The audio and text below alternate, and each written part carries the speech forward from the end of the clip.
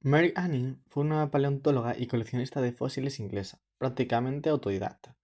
Descubrió algunos de los fósiles más importantes del periodo Jurásico, como el primer ictiosaurio completo y uno de los primeros plesiosaurios.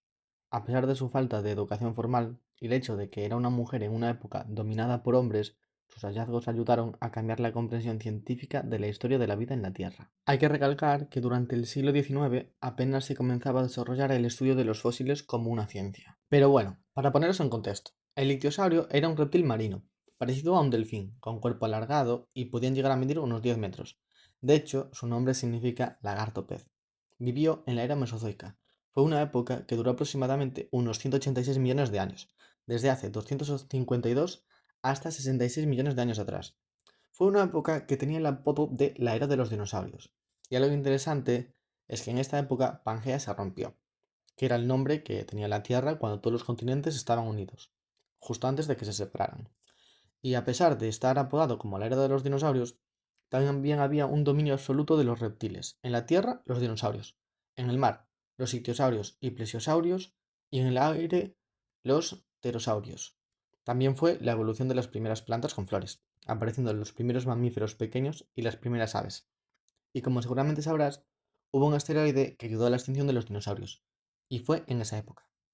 Con este descubrimiento se desafió a la visión tradicional de la creación y el tiempo geológico según la Biblia, contribuyendo a la aceptación de la extinción de las especies. Y el otro fósil tan importante fue el del plesiosaurio, que era otro reptil marino, con un largo cuello y cuerpo plano, como el que suele asociarse con el mito del monstruo del lago Ness, así parecido a un lagarto, llegando a medir hasta 15 metros y viviendo en el Jurásico. Esta fue una época en la que los dinosaurios herbívoros se volvieron gigantes y los carnívoros no se quedaron atrás. También estos dos dinosaurios, los plesiosaurios e ictiosaurios, nadaban dominando los mares. El clima era cálido y húmedo.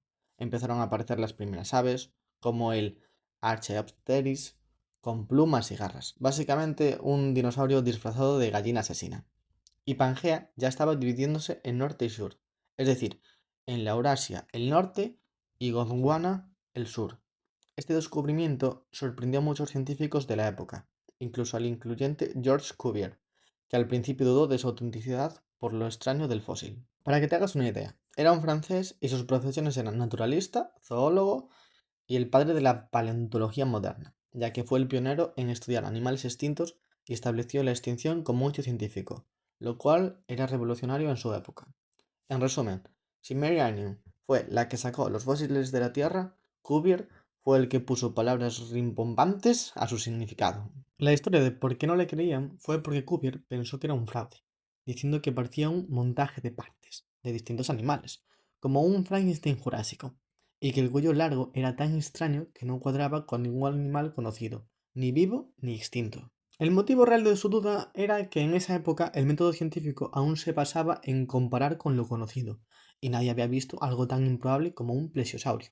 Además de que Mary era mujer, sin estudios formales, y eso también influía en que su descubrimiento no fuera tomado en serio, aunque tenía razón. Después de eso, otros científicos analizaron el fósil y confirmaron que era auténtico, por lo que Cuvier, en un gesto raro en su época, admitió que era un error públicamente, lo cual le honra, fortaleciendo aún más la reputación de Mary Anning entre los que ya la respetaban. Además de estos dos fósiles, también descubrió el esqueleto de un pterosaurio, que es básicamente un reptil volador, parecido a un murciélago gigante, también del periodo Jurásico, siendo el primero encontrado en Alemania. Y otros fósiles fueron los belemnites, que son unos moluscos extintos, parecidos a calamares. Estos tenían una estructura interna calcificada. Y también los coprolitos, que son unos excrementos fosilizados. Estos ayudaron a demostrar que contenían restos de huesos y escamas, lo que ofreció pistas sobre la dieta de los animales fósiles. Los descubrimientos de fósiles de Mary fueron enormemente importantes porque llegaron en un momento en que la ciencia estaba empezando a cuestionar las ideas tradicionales sobre la historia de la Tierra y la vida. Antes del siglo XIX, la mayoría de las personas en Europa creían que la Tierra tenía unos pocos miles de años, todo esto según la Biblia, y que todas las especies habían sido creadas tal y como eran, sin cambios ni excepciones. Es por eso que el impacto del fósil del ictiosaurio y del plesiosaurio demostraban que había criaturas que ya no existían, lo cual era una fuerte evidencia de la extinción, una idea que muchos rechazaban por razones religiosas. A esto hay que sumarle que los fósiles de Anning fueron encontrados en estratos geológicos que claramente correspondían a periodos muy antiguos. Esto reforzó las ideas de James Hutton y Charles Lewin, quienes proponían que la Tierra era muchísimo más vieja de lo que se pensaba. Ese concepto de tiempo profundo fue clave para que más adelante Darwin pudiera desarrollar su teoría de la evolución. También ayudó a establecer que el estudio de fósiles no era solo curiosidad, sino una ciencia legítima. Sus descubrimientos sirvieron como base para comprender mejor la evolución de los reptiles, estudiar cómo era la vida marina en el Jurásico e inferir comportamientos, dietas y hábitats gracias a fósiles completos. Los coropolitos, que son heces fosilizadas de animales, lo mismo que decir excremento petrificado, también ayudaron a comprender esto un poco más. Y sobre todo el contenido estomacal fosilizado. El hecho de que Mary fuera una mujer en una época dominada por hombres tuvo un impacto profundo en cómo fue tratada, qué reconocimiento recibió y cómo pudo o no pudo participar en la comunidad científica de su tiempo. Como ya se tiene que saber, en la época en la que vivió, las mujeres no podían asistir a universidades ni participar oficialmente en sociedades científicas.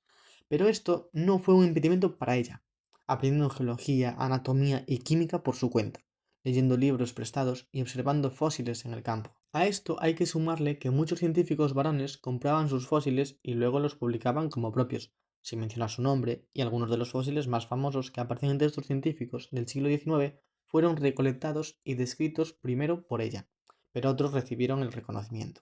También las sociedades científicas, como la Geological Society of London, por ejemplo, no aceptaban mujeres como miembros. Esto significaba que Mary no podía asistir a reuniones ni presentar sus hallazgos. Sin embargo, varios miembros la consultaban en privado por sus experiencias. Y como no, hay que sumarle que Mary era hija de un carpintero pobre. Vendía fósiles en un pequeño local en Lens Regin para sobrevivir y su condición de mujer de clase baja hizo que muchos la vieran más como una vendedora de curiosidades que como una científica. Y no fue hasta siglos después que se le empezó a reconocer como una figura clave en la historia de la ciencia. Hoy hay placas conmemorativas, libros, películas y hasta una especie de fósil llamada en su honor, la Ichthyosaurus angie. Una de las razones por las que se le llamó así a este dinosaurio fue porque donde lo encontraron vivía Mary. A pesar de todos los obstáculos, su legado ha perdurado porque sus descubrimientos eran tan sólidos y relevantes que la ciencia no pudo ignorarlos para siempre. Una frase muy famosa de ella fue la de "La historia me ha hecho pobre y famosa, aunque siempre más pobre que famosa". A pesar de que fue ignorada en su época, muchos científicos usaron sus hallazgos en sus publicaciones. Hoy es reconocida como una figura pionera que abrió el camino para la paleontología moderna. En vida, Mary Anning no recibió el crédito que merecía debido a su género y clase social, pero hoy es considerada una pionera de la paleontología, y en 2010 fue nombrada una de las 10 mujeres británicas más influyentes en la historia de la ciencia por la Royal Society. Dicho esto, voy a desbloquear tu Prime